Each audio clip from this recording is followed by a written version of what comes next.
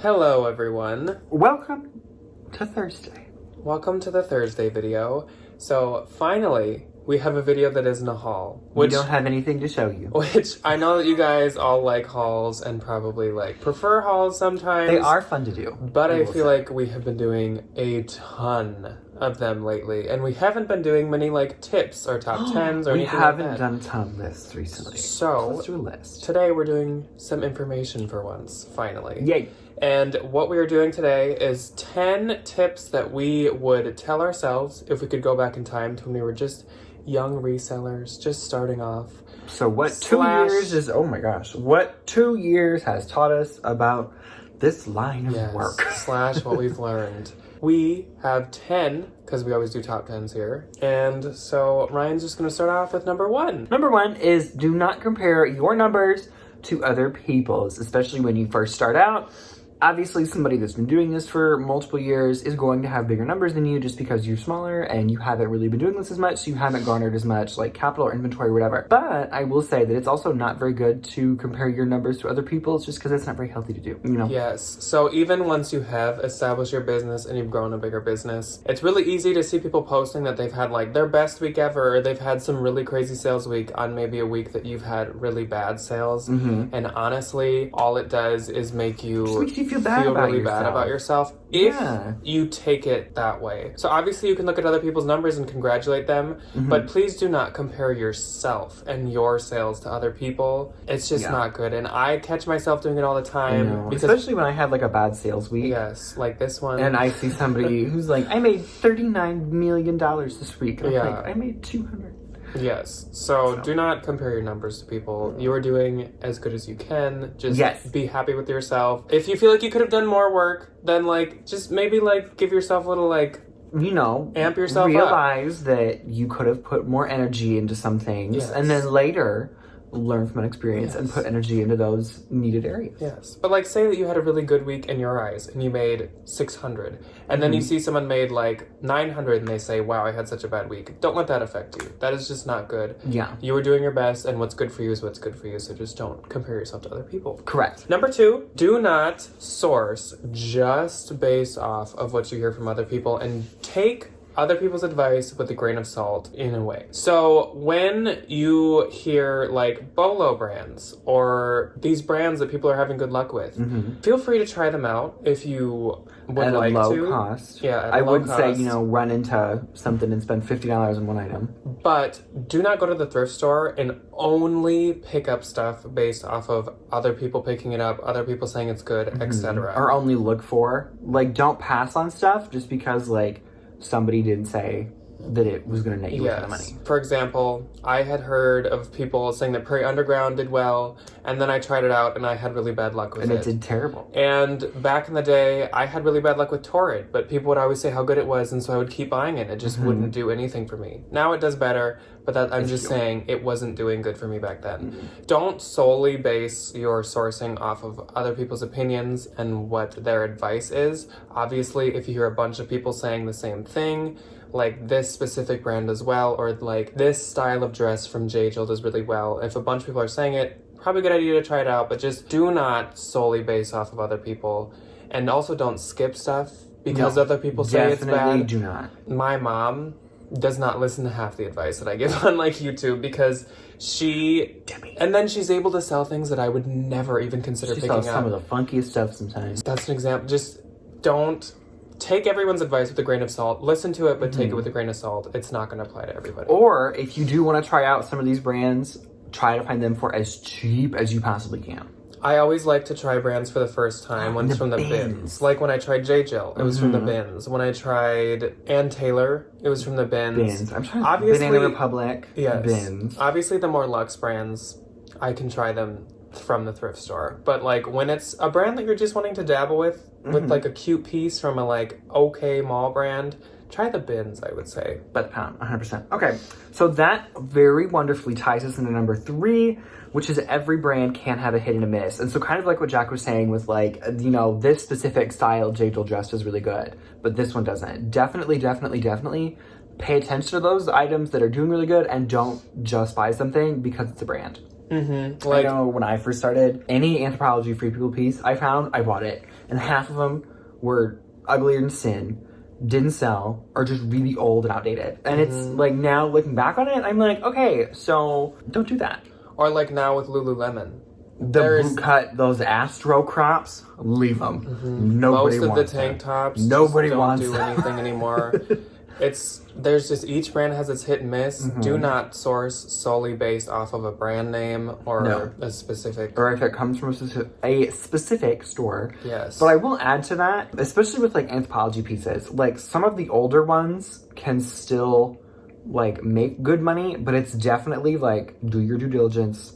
Don't just pick up every old Anthropologie you find. Like, make sure that the one you're holding in your hand is the one that's going to make you a lot of money. Yes. And always remember that brands ebb and flow over time. They really do. Like Lulu. You used to pick up any Lulu and you would pay up for it. At least we would. And it would pay off. Like, you would pay $12 for a tank top and you'd sell it in a day for like 38 or 40 bucks. 40 bucks. So now I would mainly get them at the bins and I would skip them at the thrift store unless they were like $5 or less, $4 or less. I don't know. But don't stick your mind to a certain thought process about brands because it can change. Yeah, and I will say, I think with the Lulu stuff, I think a lot of that and like brands kind of like Lululemon have just like a really heavy oversaturation. Like, people bought a ton of it when it first came out. And now, like, it's not super hard to find secondhand. Like, a ton of... Every single consignment store you go in just has, like, racks and racks and racks of Lululemon. Goodwill, they price it up a little bit, but they still have a ton. So it's not like it's this super,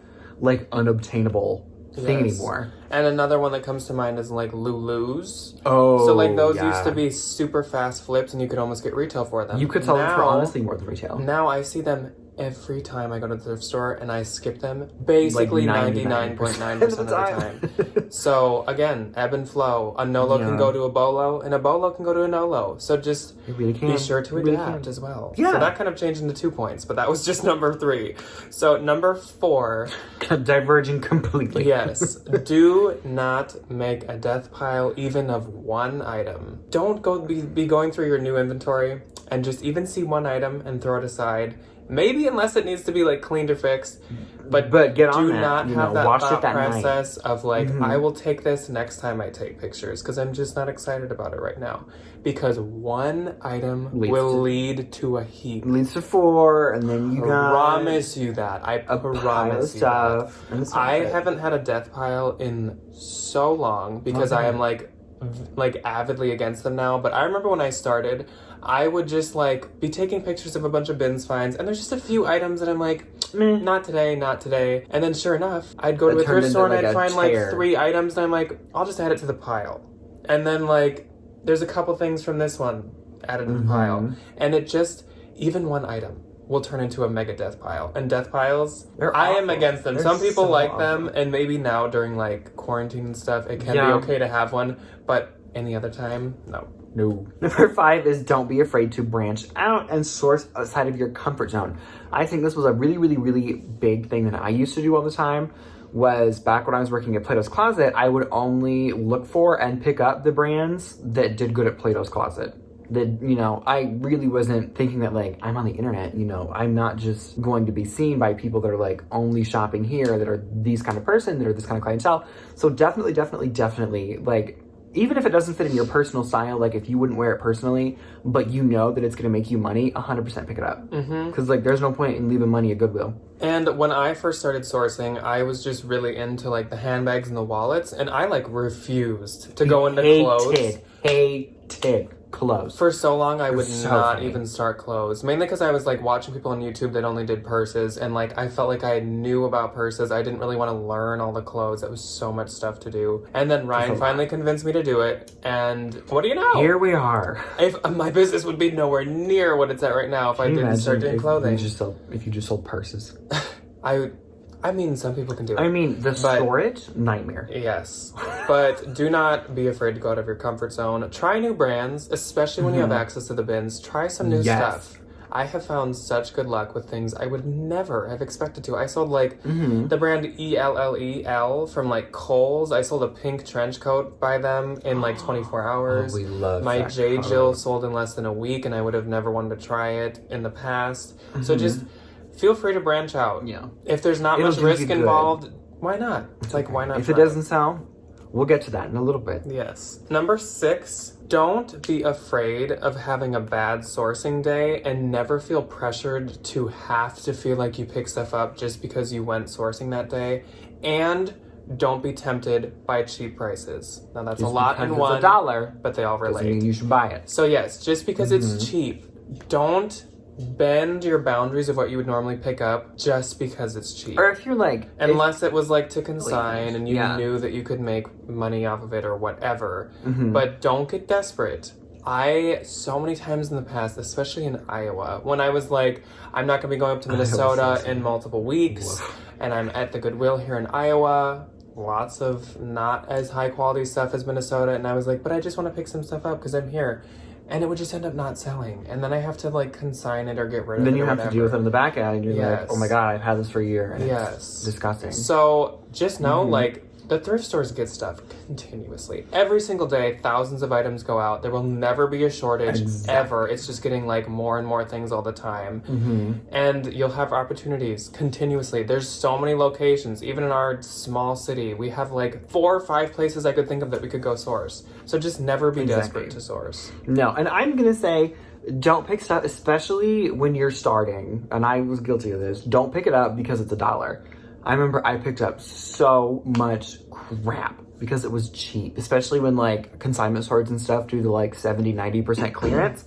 I would just get trashed and I'd be like, oh my God, but you know, I spent $200 on 200 items, but you know, I'm only gonna make $200-300 off of the total lot of it. So like definitely still, I'm not gonna say, you know, don't pick up some stuff like what Jack was saying, like if you know, just go to your consignment store and it's $1 and you'll make $7, pick it up 100%.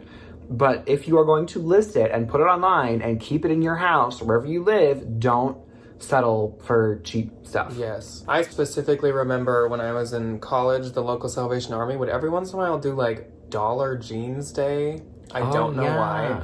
But I remember a few times I had just picked up so many jeans and I'd get like old Hudson, I'd get tons of different Sevens for All Mankind and stuff. And even when I was getting them, I was like, probably not a good idea. These aren't gonna do good. And then sure enough, like they wouldn't sell and I'd have to consign them and then I don't know, maybe the consignment store didn't take some of them and like it just was a loss. So just don't get desperate. Number 7 is definitely take well and thought out calculated risks.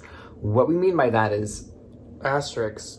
You might want to wait until you've done it a little while. Generate a little capital. And you're comfortable. But yeah. So let's scenario. You're at TJ Maxx. There's a Marc Jacobs purse for $50. The retail tag says like $400 or $500. You will make money on that. But are you willing to spend that initial $50 to buy the bag? That is a well and thought out calculated risk. If you Google it and you know they're selling new tags for, you know, $70, $80, $90, $100, probably not a good risk. But if you see them selling for, you know, $250 and up, that might be worth a little $50 investment. You got to spend money to make money. Yes. So my example for this, it was back when I was pretty new. I would say it was in my first 6 months. It was definitely before it was very early on. I went to a TJ Maxx and I found a Kate Spade gnome-shaped purse. It was like all enamel. It was like really interesting and like kitschy, like those good Kate Spades. It was like a Christmas plastic evening purse. And it was like $60. It was really expensive. I knew in my mind that the kitschy Kate Spades do really well, but I still was like, $60. Like, that was nowhere near what I had ever spent on anything to resell. But then I was doing some Googling, and I was seeing that these were, like, very rare, and they sold for, like, $200 to $400. So I got it. And that was a big risk for me, but I did end up selling it for $250. So do the research, do the calculation in your head on if, like, you think you will at least for sure make a little bit or for sure make your money back easily. If you change your mind, you can like quick get rid of it for the amount you paid. Always do that. I also recently, those Saint Laurent boots, if you remember them that I sent to the Real, I paid $120 for those. In my wildest dreams in the past, I would have never imagined doing that, but I looked them up and the Real always priced them for $500 to $700. So I knew that was going to be a good idea. So exponentially take the risks, but make sure that you're minimizing the risk, really, is what this is saying. Yeah. Yeah. So number 8, do not undervalue your items or pay too close attention to comps. I have to admit... I'm very guilty of this. Yes, Ryan is. I have to admit, I have never really looked at comps. That's just kind of been a thing for me. I know what Anthro sells for. I know what cuter Anthro sells for. I know what like dresses versus blouses sell for. Free people, like whatever. I know the type of stuff I pick up and what its value is. But some people get so wrapped up in comps that they'll find a super, super good item that I would buy in like a heartbeat, and they see that like 2 of them sold for like 18, and so they don't get them. But like, I still would. The past sales of other people doesn't really matter. You don't know what situation they were in. They could have been really desperate to make a sale that week. I have done that. That's what I was just going to touch on. There's some people that sell in quantity over quality, and so they just want to fly things out, so they price them super low and they want to get those sales. But maybe you're not going to sell in that way. So it's okay to price it up higher than they did and to not have to value it down at their value. Exactly. I was going to say, so comps are finicky. I usually only look at comps if it's a brand that I've legitimately never heard of. Yes. If I don't know what it is, like I picked up an Ishakti dress in the bins a while ago. I had no idea what it was. It was pretty. And the comps looked decent and they had a decent retail value. That is when I will say it's appropriate to check comps. But, you know, there's, 2 million, 3 million people on the Poshmark app. Yeah. How many people do this for a living? Yes. Not many. So your pool of people that are doing this professionally is very tiny. So the rest of those people that sold that one Anthropology shop are, you know, Karens and Jennifers and Lindas selling it from their own personal closet. So obviously, like, they just want it to go. They won't. They're just not donating it, so they want anything. Well, and they 100% either, like, paid the full retail for it, got their wear out of it, and are just like, let me move it along. They don't necessarily see it as, like, how can I make a little bit of money on this? Yes. Which obviously I'm not saying never look at comps. No, like for my definitely. risks one, I obviously study the comps. So for new brands, for really high-end things, and then for anything that you feel is a risk, totally look at comps. 100%. Totally do, but I'm just saying... You know, don't sit at Goodwill and Google everything you have in your cart. Don't make your final decision always based off of, like, the comps. I feel like whenever I Google a specific piece and it links me to, like, an out-of-stock or sold Poshmark link, it's always, like, 11 or 12 bucks. So and it's always, like, somebody selling it from their own personal closet. Yeah, so. I don't. Number 9 is do not only think too local or think too close to like your age group or your demographics. What I'm saying by that is, I think we talked about this a few points ago, do like expand it. Like you're on the internet and people in different climates, people in different, you know, demographics, different age groups of people, different genders of people are going to be looking at your stuff, not just people that are, you know, in your area or like in your specific age group or your size. So, you know, if you're a 5'2" little teeny tiny lady, look at the plus size stuff. Don't just look at the extra smalls and the 00 jeans. Or, you know, if you're a 26 size woman, look at smaller sizes or look at men's or look at kids, look at, you know, all these different things because the internet opens you up to floodgates of people. There's so many other people. There's so many people that say they buy strictly based off season, and I have That's another always one. Don't do thought that doesn't make any sense. In the winter, for the Midwest, it is still warm in many places in the South. Half of the country is still like 60 degrees and up. California. A lot of people can still swim. People go on vacations. They're going to need swimsuits for their cruise. Exactly. So still get swim in the winter. Exactly. In the summer, especially if you're an eBay seller and you're selling across the whole world, in the summer here, get some sweaters. You don't know where they're going to go. They could go to like Canada. It's cheaper to source off season. I don't know. Yeah. I will say. But they can go all over. Some people buy things to prepare for other seasons early. Some people just like wear whatever whenever. So don't shop seasonal. Don't shop too close to your own like frame of age, reference, persona, whatever. The taste of someone in a different group, like say plus size, a brand that doesn't do well for like smaller sizes may do good for plus size because there's not as many options for them. So maybe Loft does really well in the plus sizes, but it doesn't do as well for smaller sizes. Or like J.Jill, some of those brands that have vanity sizing, they do really well for the vanity sizes, but not for the smaller sizes. So just don't think too... Don't put yourself in a box. Yes, think outside the box. What does G do? Pick outside the box. Pick outside the box, yeah. Literally. And number 10 is my favorite piece of advice that I just forced myself to learn this past year, and it's been paying off. It really has. Don't treat yourself and your home like a storage unit. Get it out as quick as you can, but make your money. You know, don't give it away. Do not be too stingy on your pricing. Now, this might go against the whole, like, don't undervalue your items. Obviously, don't underprice. That's for your initial stuff. listing. But when you get offers, do not be too stingy and too picky. If you are still making profit and it's not too low, like, move her on. You can use that money. You can get something that'll sell faster, something that'll sell higher. Exactly. Keep your inventory rolling. If it's stuff that you've had for like a year, take a look. And it's just not, or if it's make just your not, money back. It's not getting attention, it's not getting likes or offers or anything, go consign it. Sure. Go consign it, get the money back for it, basically. And reinvest it. And reinvest it in something that will sell quick. There's no point in like sitting on this and waiting and just like sharing it every single day and keep seeing it over and over. Like, exactly. Move it on. You'll find good things in the future still. Just exactly. Sell your stuff. That's what we're here to do. So just sell your stuff. I will say, speaking on offers, never, ever, ever, ever, ever decline an offer. Even if it's a low ball, the person sending it may just be like, I don't know if this person would take this offer initially. So, like, the door's open, you know? Don't get too hung up on it. Because, like, you know, it's the worst the person's going to say is no. Like, it's not that bad. You counter it and you don't make the sale. Maybe if it's that situation where you keep countering and they keep sending you the same price. Those are just people being annoying. Block them. Nobody needs them. Maybe then decline. But, like, don't decline initial offers. No. You know, if somebody sends you $20 on a $40 item, counter with... Work your ways up to 30. You know, or you just don't sell it to them. Yeah. That's it. Those are the 10 things that we wish we had told ourselves when we first started off. They would have really helped. Oh, they would have been a blessing. And we have learned them over the past, like, How long have we been doing this? 2 years? 2. I don't know. Yeah, mine's Too like long. 2 in a month.